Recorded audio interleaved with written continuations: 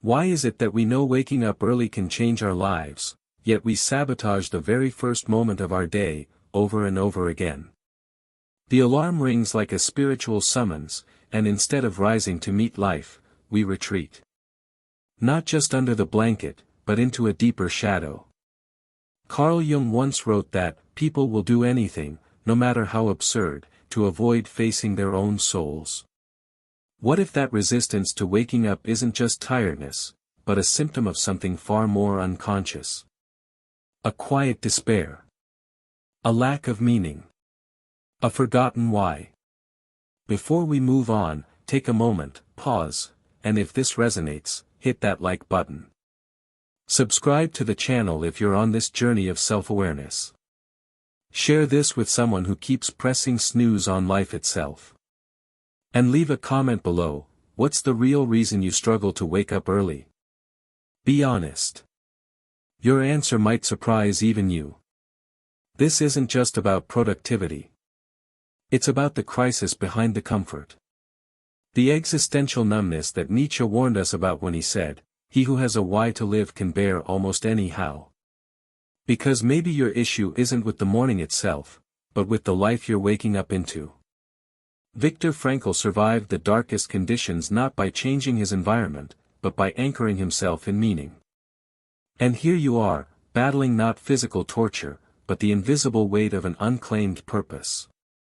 To wake up early is, paradoxically, an act of psychological rebellion, a refusal to be ruled by unconscious patterns and modern sedation. So the real question isn't how to wake up early, but rather, what would it take for your soul to actually want to wake up? We'll go there, but only if you're ready to recognize the shadow first. We say we want to wake up early, to build, to create, to become more. But when the alarm rings, we retreat. Not just into sleep, but into an unconscious pattern. Carl Jung once said that people will do anything, no matter how absurd, to avoid facing their own souls. Maybe the real reason we don't rise in the morning isn't because we're tired, but because deep down, we're afraid of what might happen if we actually show up. Fear of failing. Fear of succeeding. Fear of seeing who we've become. Self-sabotage isn't laziness. It's a shield. A way to protect ourselves from the pain of potential. Most people think they're addicted to comfort, but what they're really addicted to is distraction. As Dr. Gabor Mate explains, what we call addiction is often just a way of escaping pain. And the early morning is painfully silent. There's no noise, no feed, no excuse. Just you, and your truth. In that stillness, old questions start to surface. Questions you've been avoiding for years. What am I doing with my life? Why do I feel so lost? The snooze button isn't just delaying the day, it's delaying a confrontation with the self.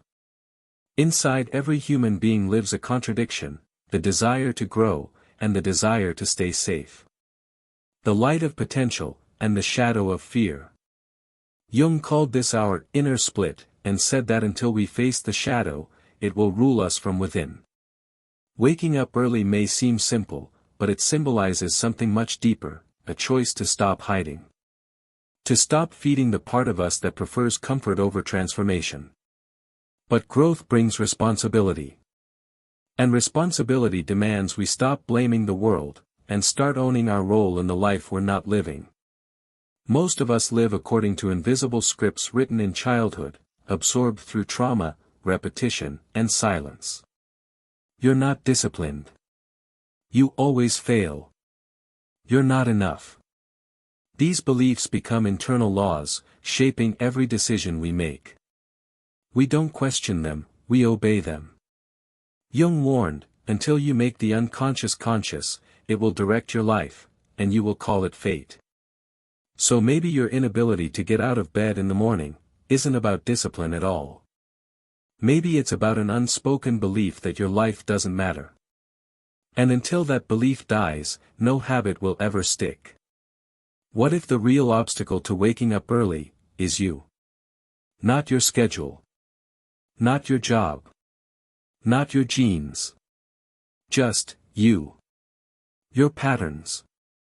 Your inner fractures. Your unhealed stories. As Gabor Mate says, addiction, whether to substances, distractions, or comfort, is not about the behavior itself, but the pain behind it. So ask yourself honestly, what am I trying not to feel? What part of me wakes up with dread instead of desire? What fear have I buried so deep that I'd rather stay unconscious than face it? We love to blame the world. The system. The phone. The culture. But the real war is within. It's in the unresolved parts of your childhood, in the silence of your upbringing, in the masks you wear to survive. Jung believed that the psyche is not just a mind, it's a battlefield. Every time you avoid waking up early, you're not being lazy, you're avoiding a confrontation with a deeper pain, the fear that you don't belong in the life you dream about. That you're not ready. Or worse, that you are, and there's no one else to blame. I'm just not a morning person. How many times have you told yourself that? How many times have you defended your limitations like they were facts? That's not self-awareness. That's self-betrayal. Nietzsche once said, become who you are. But to do that, you have to let die the version of yourself that was trained to shrink. You have to challenge the identity that was formed in fear and kept alive through habit. Waking up early isn't about changing your clock, it's about changing your story. We believe we're free, yet we follow mental algorithms passed down through generations. We chase comfort, yet feel empty.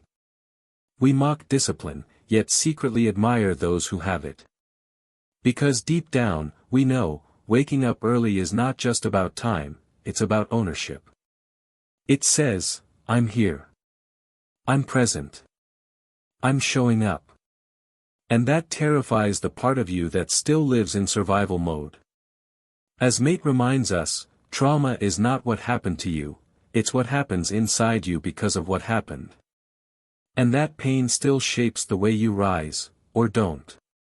So here's the real question, are you ready to stop blaming your alarm, and start facing your shadow? Are you ready to take your mornings back from your wounds? This isn't about perfection. It's not even about waking up at 5 a.m. It's about waking up fully, consciously, and honestly. Maybe for the first time. You don't need more motivation. You need truth. Because once you stop running from yourself, there's no limit to who you can become. Change doesn't begin with a new bedtime or a fancy morning routine. It begins when you stop lying to yourself. When you stop negotiating with your potential. You won't consistently wake up early just by adjusting your schedule, you will when your inner world starts to align with who you want to become. The real turning point happens when you pause in front of the mirror and ask, what within me is still asleep? What part of me has been waiting for my permission to wake up? Carl Jung taught that whatever we do not face in our unconscious eventually appears in our lives as fate. In other words, you don't just sleep in, you're being pulled by unresolved emotions, outdated beliefs, and unhealed wounds. But something powerful happens the moment you choose to look inside with courage instead of shame. When you say to your pain, I see you. I acknowledge you. But you no longer get to control me. That's the real act of awakening, the radical decision to stop running from your own depth. There is no shortcut, no viral habit that will save you. There is only awareness. Waking up early is the byproduct of something deeper, clarity, meaning, and connection to your inner why. Viktor Frankl found purpose even in the darkest places, not because he had control, but because he had meaning. That's what lifts you out of bed. Not guilt. Not pressure. But something bigger than your resistance. Start small. Not by forcing your schedule, but by observing your patterns. Get curious about your fear. Write down your distractions. Question your internal labels. You're not broken, you're becoming. And every intentional morning is a subtle reorganization of your inner world. You begin to reconnect with something ancient inside you, your real self. The one that existed before the conditioning, before the fear. Maybe waking up early isn't about changing your day, but about remembering who you were before the world taught you to forget. This is the real turning point. Not the moment you wake up full of energy, but the moment you admit that growth is uncomfortable, and still worth it. Real discipline is born from self-respect, not punishment. From choosing to care, not to control. Begin with one small step. Maybe tomorrow morning. Maybe now. A deep breath. A quiet pause. A decision to listen to yourself, and not run. Because in the end, it's not about waking up early. It's about waking up fully. Maybe waking up early isn't the goal, but the mirror. Life is always reflecting back to you what you believe about yourself. In your reactions. In your rituals. In your resistance. Each time you delay the morning, you're also delaying a part of yourself that's ready to be born. So don't rush to fix it all. Just notice. Notice how you numb. Notice what triggers you. Notice what part of you still doesn't want to be seen. That's where the real work is. Not in the clock, but in the shadow. Throughout your day, practice the pause. Not the pause of procrastination, the pause of presence. The pause that asks, is this who I want to be? Start witnessing your patterns instead of reacting to them. That alone creates space for transformation. Remember, true awakening begins when you become more interested in your truth than in your comfort. That's when your mornings start to shift, not because they get easier, but because you get clearer. You don't have to change everything today. But you can choose, right now, to stop abandoning yourself. You can decide that today is not another day lived on autopilot. If something in this video spoke to you, comment below, I'm ready to wake up.